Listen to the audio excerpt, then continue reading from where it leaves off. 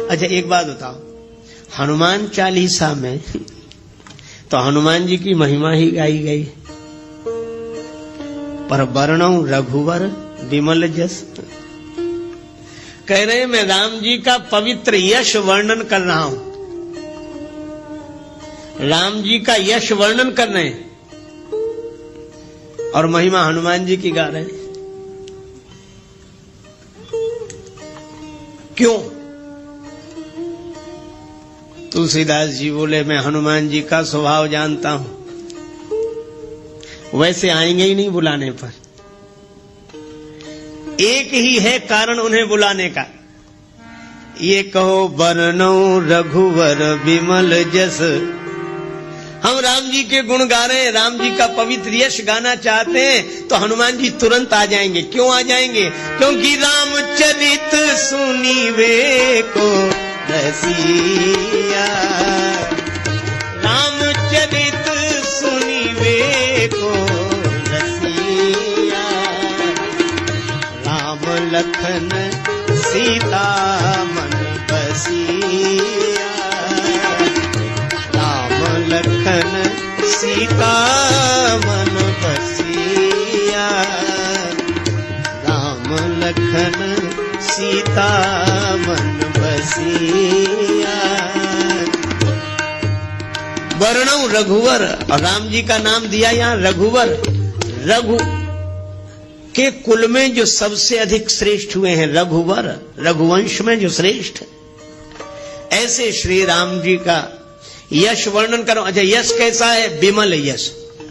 राम जी का यश निर्मल है। तुलसीदास जी ने एक जगह लिखा रामचरितमानस में कि भगवान के जो गुण हैं यह पवित्र धागा है। जुगुत वेद पुन पोई हई रामचरित वर ताग। वर माने श्रेष्ठ, ताग माने तागा, धागा। और कवियों की कविता हो ये कवित मुक्ता मणि चारु, कवियों की कविता मोती है। किसी ने तुलसीदास जी से कहा कि यह उपमा तो बड़ी विचित्र है, मोती कीमती होता कि धागा?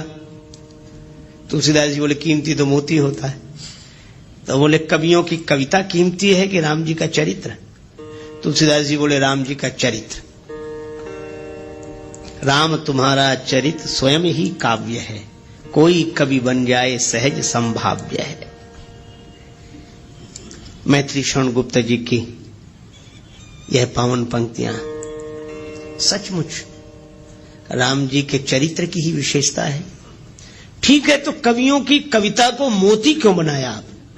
राम जी के चरित्र के प्रेरक प्रसंगों को मोती बनाते और कवियों की जो श्रृंखला आई है कविता की उसको धागा बनाते। तुलसीदास जी बोले हमने जानबूझकर नहीं बनाया। क्यों? बोले मोती भले ही कीमती हो लेकिन मोती की माला बनानी पड़ेगी तो मोती में छिद्र करना पड़ेगा। अब मैं राम जी के चरित्र को मोती की उपमा कैसे दे दूं? क्योंकि हमारे राम जी के चरित्र में तो कहीं छिद्र है ही नहीं, इसलिए मैंने मोती नहीं बनाया। हाँ, राम जी का चरित्र धागा है और यह धागा इतना अनंत है कि चाहे जितनी कवियों की कविता रूपी मोती इसमें पिरो दिए जाएं, पर इस धागे का कभी अंत होने वाला नहीं है। हरि अनंत हरि कथा अनंता। राम जी का चरित्र ऐसा पवित्र चरित्र है, तुलना नहीं करनी चाहिए। कोबड़ छोट कहत अपराध हो, पर राम जी अपने आप में अद्वितीय हैं। निरुपम न उपमा आन, राम समान राम निगम कहें। भगवान श्री राम से गुरुदेव विश्वामित्र जी ने कहा कि राघवेंद्र इस शिला को चरण छुलाओ, इसका उद्धार होगा। चरण कमल रज चाहते कृपा करो रघुवीर। राम जी ने कहा गुरुदेव आपके आगे, आप तो हमारे भी गुरु जी हैं, आप चरण छुला दें। गुरु जी बोले बात बड़े छोटे की नहीं है, मैं तुम्हारा गुरु हूं, मेरी बड़ी महिमा है, तुमसे भी बड़ी महिमा है, लेकिन अपने अपने विभाग की बात होती है।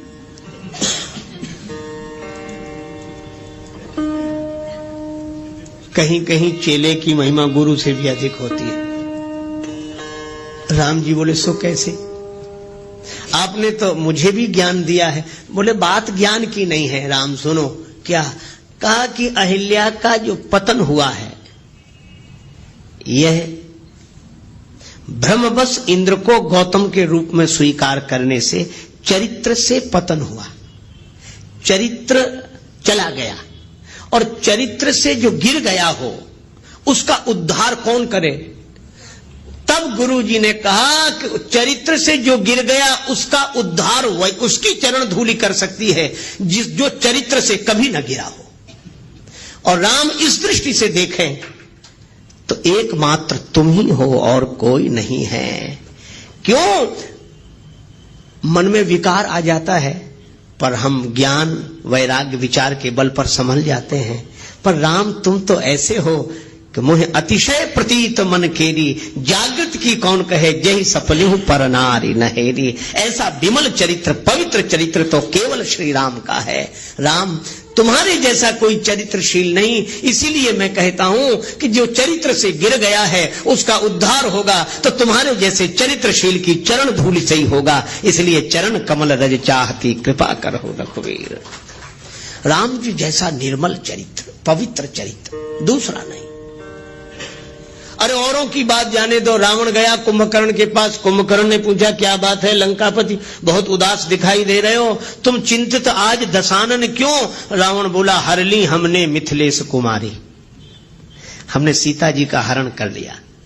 तुम चिंतित आज दशानन क्यों? हर ली हमने मिथिलेश कुमारी। कुंभकर्ण बोला अधिकार किया तुमने उन पर? रावण बोला लखती ही नहीं वह और हमारी, वे हमारी ओर देखती तक नहीं। तब तुम एक काम करते, क्या महात्मा बन गए, उनका हरण कर लाए तो राम जी का रूप बनाकर परमात्मा बनकर अधिकार पा लेते। नकली ही तो बनना था। रावण बोला कि बड़ी कठिनाई है। क्या तब राघव ही न बने तुम क्यों? कुंभकर्ण ने पूछा। रावण ने उत्तर दिया इसमें हमको भय भैरव भारी, जब राघव रूप लगा बनने तब मातु समान लगी पर नारे। जब मैं राम जी का चिंतन करने लगा तो मेरे मन से वासना चली गई। ऐसा पवित्र चरित्र है राम का। विश्वामित्र जी ने कहा कि राम चरित्र की दृष्टि से जो पवित्रता तुम्हारे अवतार में है वह अन्यत्र दुर्लभ है, इसलिए मैं तुम्हारा गुरुजी हूं, पर अहिल्या का उद्धार तो तुम्हारी ही चरण धूलि से होगा। ऐसा राम जी का वर्णौ रघुवर विमल यश, ऐसा पवित्र चंद्र। देखो चंद्र कितना भी ऊंचा रहे पर फिर भी कलंक है, कलंक लगा है चंद्र में, घटता बढ़ता रहता है। लेकिन हमारे रामचंद्र ऐसे चंद्र हैं जो निष्कलंक चंद्र हैं, जिनमें घटने बढ़ने की घटना नहीं होती, सदा एक रस निर्मल पवित्र चंद्र श्री रामचंद्र है। तुलसीदास जी कहते हैं ऐसे राम जी का यश वर्णन कर रहा हूं। कैसा है यश का? वर्णौ रघुबर विमल यश। राम जी का चरित्र विमल है। अच्छा तो ये मन को क्यों सुधार रहे हो? निज मन मुकुर सुधार का कि पवित्र चरित्र का वर्णन पवित्र मन से ही किया जा सकता है। सो न होय बिनु विमल मति मोहि मति बल अति थोर।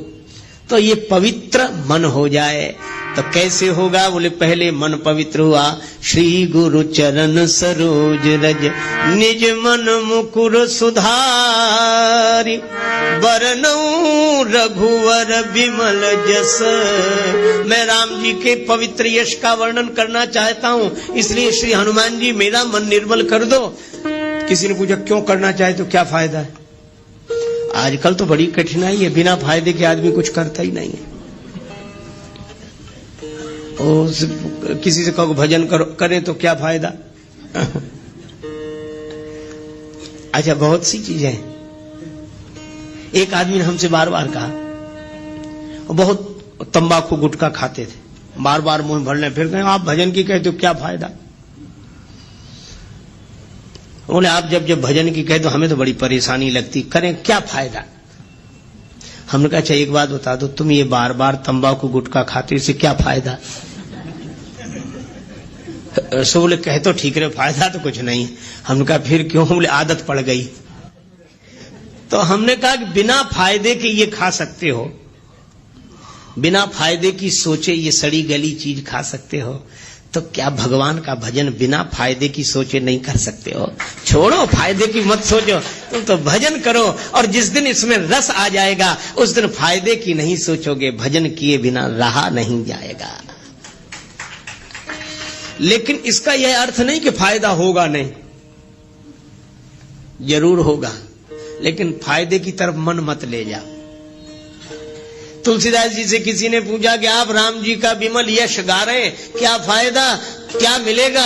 तुलसीदास जी बोले क्या नहीं मिलेगा? जो दायक फल चार, ये चार फल प्रदान करेगा, धर्म अर्थ काम और मोक्ष। राम जी का चरित्र गाने वाला, देखो जब व्यक्ति बोलता है ना,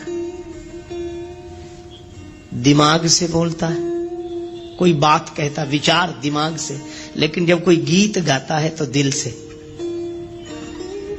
ये गीत हृदय के अधिक समीप है, विचार बुद्धि के समीप है।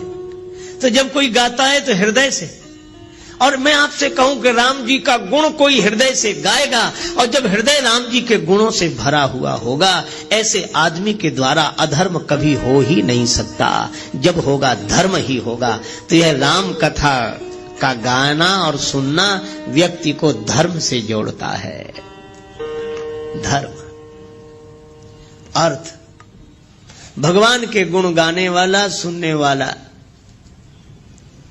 उसके जीवन में अर्थ रहेगा ही। क्यों रहेगा?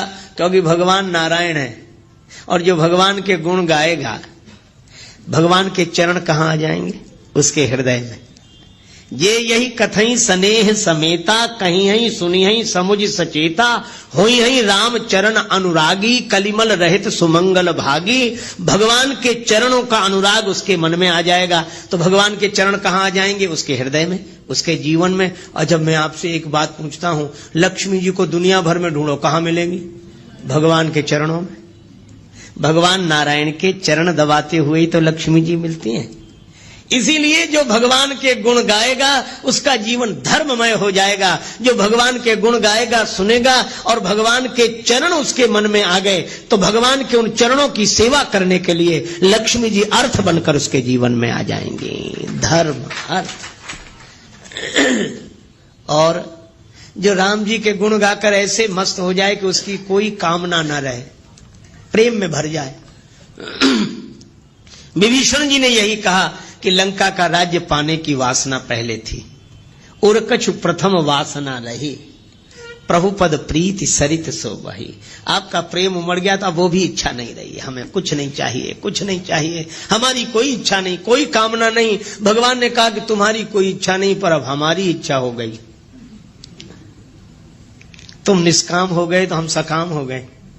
अब हमारे मन में इच्छा है। यद्यपि सखा तव इच्छा नाही, मोर दरस अमोघ जग माही। तो भगवान के मन में भक्त की इच्छा पूर्ण करने की इच्छा हो जाए तो उसकी कौन सी कामना ऐसी होगी जो पूरी ना हो जाए? वह पूर्ण काम हो जाएगा। इसलिए धर्म अर्थ काम, और जो भगवान के अनुराग में डूब गया है उसे जगत का राग बांध नहीं सकता। इसलिए मोक्ष तो उसको सहज प्राप्त हो गया। वर्णो रघुवर विमल जस जो दायक फल चार।